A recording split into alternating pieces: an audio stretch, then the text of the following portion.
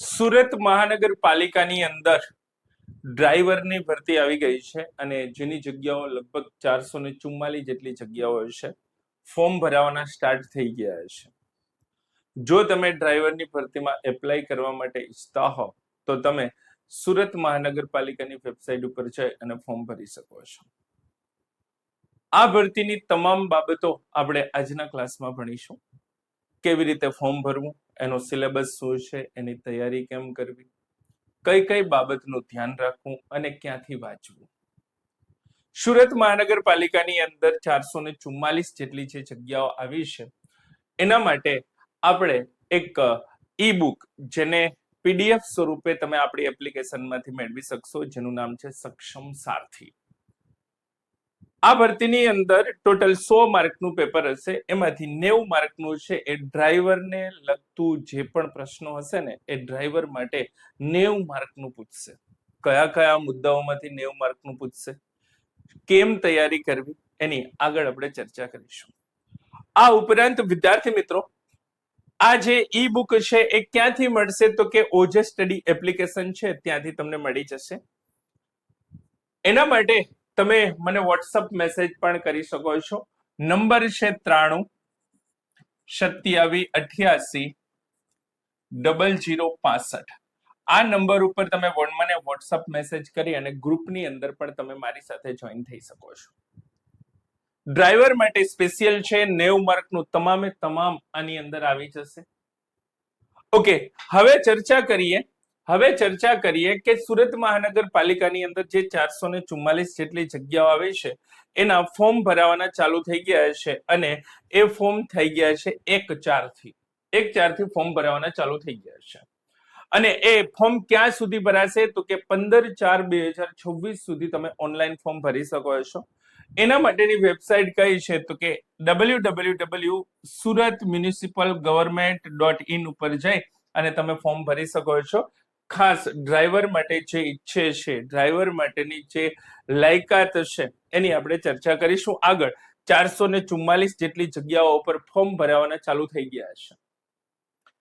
આગળ વાત કરીએ કે વિદ્યાર્થી મિત્રો, આ ભરતીની અંદર લાયકાત શું હોવી જોઈએ, કોણ ફોર્મ ભરી શકે. પહેલી બાબત કે ધોરણ 10 પાસ તમે હોવા જોઈએ તો જ તમે આ ફોર્મ ભરી શકો છો. પછી ધોરણ 10 પાસ હોવા જોઈએ, તમારી પાસે હેવી ગુડ્સ વ્હીકલ લાયસન્સ સાથે, એટલે કે તમારી પાસે હેવી લાયસન્સ હોવું ફરજિયાત છે.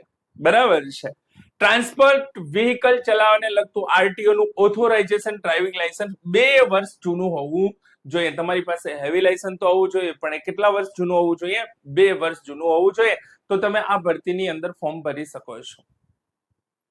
અથવા આધુનિક હાઇડ્રોલિક ઓપરેશન વાળા વાહન અથવા તો મશીનરી ઓપરેટ કરતા તમને આવડવું જોઈએ. ઓકે, દરેક ઉમેદવારે ફરજિયાત ડ્રાઇવિંગ ટેસ્ટ આપી પાસ થવાનું રહેશે. હવે આની અંદર 2 રીતે એક્ઝામ લેવાશે. એક આની ટેસ્ટ લેવાશે અને એક શું તો કે એક તમારી આની પરીક્ષા લેવાશે. જે પરીક્ષા હશે ને એનું પેપર 100 માર્કનું હશે. એમાં 90 માર્કનું ડ્રાઈવરને લગતી માહિતી પૂછશે અને 10 માર્કનું અધર પૂછશે. અને બીજું જે બીજા પાર્ટની અંદર છે એ તમારે એની ટેસ્ટ આપવી પડશે, એને ચલાવવું પડશે. સાથે સાથે અમુક પ્રકારના ટેસ્ટ આપવા પડશે. બીજું કે જે આની અંદર ઉમેદવાર છે, જે ઈચ્છુક ઉમેદવાર છે, એની ઊંચાઈ 165 સેન્ટીમીટરથી ઓછી ન હોવી જોઈએ. 165 સેન્ટીમીટર એની ઊંચાઈ હોવી જ જોઈએ. બરાબર છે. એ લોકો 18 વર્ષથી ઓછી નહીં અને 33 વર્ષથી વધારે નહીં, એટલે કે આની લાયકાત છે 18 થી 33 વર્ષ. બીજું, પેલા 3 વર્ષ માટે આનો ફિક્સ પગાર છે 16,500 અને પછી પે મેટ્રિક્સ 3 વર્ષ પૂરા થાય પછી આ પે મેટ્રિક્સ થી તમને પગાર મળશે 19,900 થી લઈ અને 63,200 સુધીની તમને સેલેરી મળશે. આ તમારું પગાર ધોરણની વાત થઈ, આ તમારા લાયકાતની વાત થઈ, આ તમારી ઉંમરની વાત થઈ. ઓકે, પછી ડ્રાઈવરની માટે જે સિલેબસ છે, તમારે તૈયારી કેમ કરવી, આપણે ઓજે સ્ટડીમાં પણ તૈયારી કરાવવામાં આવશે. એના માટે સ્પેશિયલ બેચ લઈને આવીશું. બરાબર છે. આના માટેના જે સિલેબસ છે એમાં 4 મુદ્દા મહત્વના છે જે 90 માર્ક માર્જિન ધરાવે છે. કેટલા માર્કનું? 90 માર્કનું. બેઝિક લાયકાતને લગતા જ પ્રશ્ન હશે, કોઈ આની અંદર હાર્ડ એન્ડ ફાસ્ટ નહીં હોય. પેલું ડ્રાઇવિંગ અને ટ્રાફિકના નિયમો હશે. પછી વાહનની જાણકારી, ભારે વાહન માટેની તમારી પાસે જાણકારી હોવી જોઈએ. મોટર વ્હીકલ એક્ટ એટલે કે અમુક જે નિયમો છે મોટર વ્હીકલ એક્ટ ના નિયમો એ તમને ખબર હોવી જોઈએ. સુરક્ષા અને પ્રાથમિક સારવાર એટલે કે ફર્સ્ટ એડ કિટ જેને કહેવામાં આવે છે, પ્રાથમિક સારવારની તમને તમારી પાસે જાણકારી હોવી જોઈએ.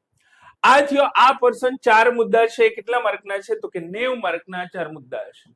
બીજું અંગ્રેજી અને ગુજરાતી ભાષા વિષય 5 માર્કનું તમને પૂછશે અને જેના 10 માર્ક છે. ગુજરાતીનું 5 માર્ક અને અંગ્રેજીનું 5 માર્ક, આમ મળી અને ટોટલ 10 માર્ક એ થશે. 90 માર્ક ડ્રાઈવરની ભરતી માટેના જે પણ કામગીરીને લગતા છે, બેઝિક લાયકાતને લગતા જે પ્રશ્નો છે ને એ તમને પૂછવામાં આવશે. હવે આ 4ની અંદર ડિટેલ થોડીક ચર્ચા કરીએ કે આ 4ની અંદર પૂછશે શું, તો એની ચર્ચા અહીંયાથી આપણે કરીશું. એક બીજો મુદ્દો પણ સમજી લઈએ કે તમારે છે ને જે પ્રેક્ટિકલ ટેસ્ટ આપવાની છે ને એ પ્રેક્ટિકલ ટેસ્ટ ભારે વાહન ચલાવવાની આવડત તમારામાં હોવી જોઈએ, રિવર્સ અને પાર્કિંગ કરવાની ક્ષમતા તમારામાં હોવી જોઈએ, ટ્રાફિકના નિયમનું પાલન તમે કરતા હોવા જોઈએ, એના વિશે જાણકારી હોવી જોઈએ અને રોડ હેન્ડલિંગ કેવી રીતે કરવું એ તમારી પાસે માહિતી હોવી જોઈએ. આ તમારી પ્રેક્ટિકલ ટેસ્ટ થઈ. અને જે તમારો ભારાંક રહેશે, મેરિટ કેમ બનશે, તમારો વારો આવશે કે નહીં, તો કે હા, આની અંદર તમે જે લેખિત પરીક્ષા આપી છે 100 માર્કની, એમાંથી તમે જે ગુણ મેળવ્યા છે એના 50% અને તમે જે પ્રેક્ટિકલ છે એના 50% આમ મળી અને તમારું મેરિટ બનશે. એની અંદર તમે સક્ષમ છો તો તમે સુરત મહાનગરપાલિકાની અંદર ડ્રાઈવર ભરતીમાં આવી જશો. લેખિત અને પ્રેક્ટિકલ પરીક્ષા માટેના અમુક ધોરણો છે. 50% કે તેથી વધુ માર્ક મેળવનારને સફળ ઉમેદવાર ગણવામાં આવશે. બંનેની અંદર 50% વધારે માર્ક મેળવશે એને સફળ ઉમેદવાર ગણવામાં આવશે. એ લોકોનું મેરિટમાં નામ આવશે. નગરપાલિકા, સુરત મહાનગરપાલિકાના નિયમિત કર્મચારી અને આશ્રિત ઉમેદવારોને 45% એને 5%ની છૂટછાટ છે. જે લોકો સુરત મહાનગરપાલિકાની અંદર કર્મચારી છે અને ડ્રાઈવરની ભરતીમાં આવે છે તો એને 5%ની છૂટછાટ છે. આપણે જે 50% છે એમ એ લોકોને 45%ની છૂટછાટ છે. લેખિત પરીક્ષામાં પાસ થનાર ઉમેદવાર માટે મેરિટમાં અગ્રતા ક્રમે આવતા ખાલી જગ્યાના 7 ગણા ઉમેદવારોને પ્રેક્ટિકલ પરીક્ષા માટે બોલાવવામાં આવશે. જે લેખિત પરીક્ષા છે એમાં જે પાસ ઉમેદવાર થયા છે એના 7 ગણા, દાખલા તરીકે 100 ઉમેદવાર પાસ થયા છે તો પ્રેક્ટિકલ માટે 7 ગણા, એનો મતલબ એમ કે 700 ઉમેદવારને પ્રેક્ટિકલ માટે બોલાવવામાં આવશે. 7 ગણા ઉમેદવારોને ડન છે. આ બાબત થઈ ડ્રાઈવરની ભરતી માટેના નીતિ નિયમો. હવે એના જે સિલેબસ આવ્યો છે એની વિગતવાર ચર્ચા કરી કે તમને એમાંથી શું પૂછશે. તો ડ્રાઇવિંગ અને ટ્રાફિકના નિયમો પૂછશે. એની અંદર આ વિભાગમાં રોડ પર સુરક્ષિત રીતે વાહન ચલાવવાના નિયમોનો સમાવેશ થાય. રોડ ઉપર તમે જે વાહનો ચલાવો છો એને સુરક્ષિત કેવી રીતે ચલાવો. રોડ નિશાનીઓની આની અંદર ચર્ચા થાય કે રોડ નિશાની શું કહેવા માંગે છે, એનું સિગ્નલ શું કહેવા માંગે છે, ફરજિયાત છે કે નથી, સાવચેતી રાખવી પડે એમ છે કે નથી, અને માહિતીપ્રદ સંકેતો, જે પણ સંકેતો છે એ આની અંદર પૂછવામાં આવશે. સેકન્ડ, સ્પીડ લિમિટ્સ કે શહેર હોય, હાઈવે હોય, એક્સપ્રેસ હાઈવે હોય તો વાહનની ગતિની મર્યાદા તમને ખબર હોવી જોઈએ કે ભાઈ શહેર છે તો એમાં વાહનની ગતિ કેટલી હોવી જોઈએ, હાઈવેની અંદર મેક્સિમમ ગતિ કેટલી હોવી જોઈએ અને મિનિમમ કેટલી હોવી જોઈએ, સાથે સાથે એક્સપ્રેસ હાઈવે છે તો એમાં એની ગતિ કેટલી હોવી જોઈએ.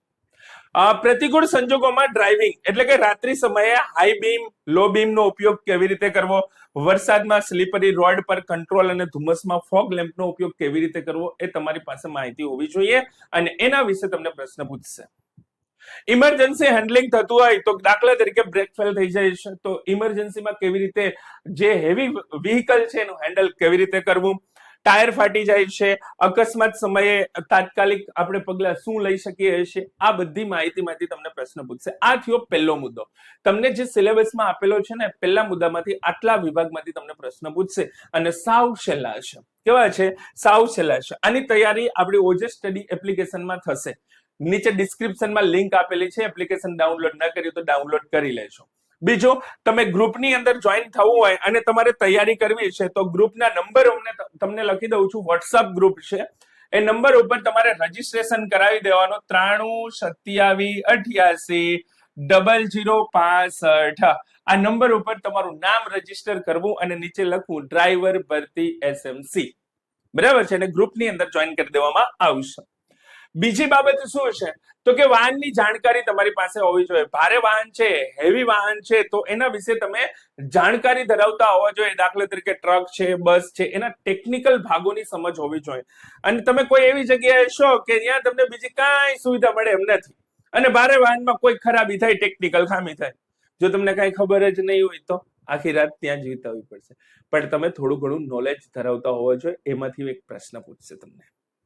દાખલા તરીકે એન્જિનની અંદર સિલિન્ડર છે, પિસ્ટન છે, એન્જિન ઓઇલ છે, એની કામગીરી વિશે તમને એક્ઝામમાં પ્રશ્ન પૂછે. પછી બીજો પાર્ટ છે ટ્રાન્સમિશન સિસ્ટમ, ક્લચનું કામ હોય, ગિયર બોક્સ હોય, એના પ્રકાર છે, એનું શિફ્ટિંગ છે, આ બધી માહિતી હોવો જોઈએ અને આના વિશે પ્રશ્ન પૂછશે. બ્રેક સિસ્ટમ, ખાસ કરીને ભારે વાહનોમાં વપરાતી જે એર બ્રેક છે એની સિસ્ટમ, એના ભાગોની તમને માહિતી પૂછશે. સામાન્ય નિભાવણી એટલે કે ફુલન્ટ લેવલ, ટાયર પ્રેશર, બેટરીનું ચેકઅપ પ્રક્રિયા, આ મોસ્ટ આઈએમપી છે.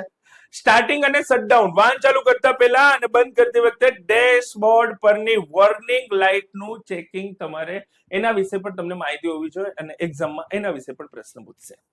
તો આ બીજો પાઠ થયો જે વાહનની જાણકારી માટેના તમામ મુદ્દાઓનો સમાવેશ કરવામાં આવેલો છે. પછી ત્રીજો મુદ્દો શું છે? તો કે ત્રીજો મુદ્દો છે મોટર વ્હીકલ એક્ટ, એટલે કે એના નીતિ નિયમો, કાયદાકીય જોગવાઈની જાણકારી તમારી પાસે હોવી જોઈએ. અને એ શું છે? તો કે લાયસન્સ, લર્નિંગ છે, પાકું લાયસન્સ છે, હેવી લાયસન્સ છે, એના નિયમો અને માન્યતાની તમને ખબર હોવી જોઈએ. નોંધણી હોય, એનો વીમો હોય, વાહન રજીસ્ટ્રેશનના નિયમો, થર્ડ પાર્ટી વીમાનું મહત્વ શું છે, ટ્રાફિક દંડ, પેનલ્ટી વિશે, તમને સીટ બેલ્ટ નથી બાંધેલો તો તમને એના નિયમની ખબર હોય છે કે કયો કાનૂન લાગશે, આની અંદર કેટલો આની અંદર દંડ ફટકારવામાં આવશે. પછી હેલ્મેટ નથી, ડ્રંક એન્ડ ડ્રાઈવ છે, ઓવર સ્પીડ છે, આ નિયમોથી તમે જાણકાર હોવા જોઈએ. કાનૂની જોગવાઈની અંદર વાહન માલિક અને ડ્રાઈવરની કાયદાકીય જવાબદારીઓ રહેશે, એના વિશે પ્રશ્ન પૂછશે. આ ત્રીજો મુદ્દો થયો 90 માર્કની અંદર. આ ત્રીજો મુદ્દો. ચોથો અને છેલ્લો મુદ્દો શું છે? તો કે સાહેબ સુરક્ષા અને પ્રાથમિક સારવાર, કોઈ જગ્યાએ કોઈ પણ પ્રકારની સારવારની તકલીફ પડે, સારવાર માટે ઇમરજન્સી દાખલ થાય તો તમે પેલું પગલું શું લઈ શકો? બરાબર છે. તો અકસ્માત અને ઇમરજન્સી વખતે શું તમે કાર્યવાહી કરી શકો છો? તમારી પાસે બેઝિક નોલેજ હોવું જોઈએ અને એના વિશેના તમને પ્રશ્ન પૂછશે. તો એની અંદર પ્રાથમિક સારવારની જે કીટ આવે છે, ફર્સ્ટ એડ કીટ, એમાં રક્તસ્રાવ થતો અટકાવવા માટે શું કરવું જોઈએ, સીપીઆર જો જરૂરી હોય તો, ફ્રેક્ચર સમયે તમે પાટાપિંડી કેવી રીતે કરવી, આગ લાગે છે તો વાહનમાં આગ લાગે ત્યારે ફાયર એક્સટિંગ કેવી રીતે ઉપયોગ કરો, ઇમરજન્સી એક્ઝિટની સમજ તમારી પાસે હોવી જોઈએ. પછી આવે છે ગોલ્ડન અવર, અકસ્માતના પ્રથમ કલાકમાં ઈજાગ્રસ્તને હોસ્પિટલ પહોંચાડવાનું મહત્વ. આ તમારી પાસે આ 4 મુદ્દાઓ પર 90 માર્કનો તમને પૂછશે. બરાબર છે. તો જે લોકો ડ્રાઈવર માટે એલિજિબલ છે, સરકારી નોકરી માટે તૈયારી કરી રહ્યા છે, તો મારી સાથે ઓજસ સ્ટડી ઉપર જોઈન થઈ અને તમે સરકારી ભરતીનું સ્વપ્ન પૂરી કરી શકો છો. આજે અહીંયા સુધી ક્લાસ રાખીએ. વધારે માહિતી માટે તમે મને વોટ્સઅપની અંદર જોઈન થઈ શકો છો. 9327880065. તમારું નામ લખી અને નીચે એસએમસી ડ્રાઈવર ભરતી લખી અને મને મેસેજ કરજો વોટ્સઅપની અંદર, ત્યાં તમને ગ્રુપની અંદર એડ કરી દેવામાં આવશે. જય હિન્દ, જય શ્રી કૃષ્ણ.